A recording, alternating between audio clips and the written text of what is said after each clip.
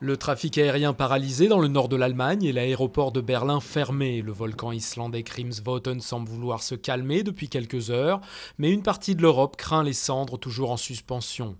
Le nuage, qui pourrait atteindre la France vendredi, a déjà bloqué mardi des milliers de passagers en Écosse.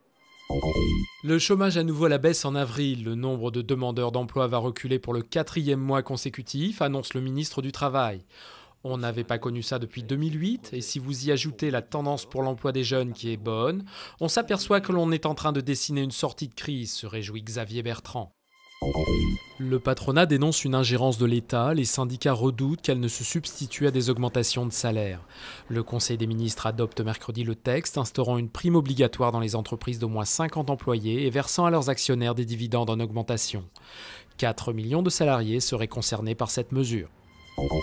Des quartiers entièrement détruits, des sinistrés fouillant les ruines de leurs maisons pour sauver quelques meubles.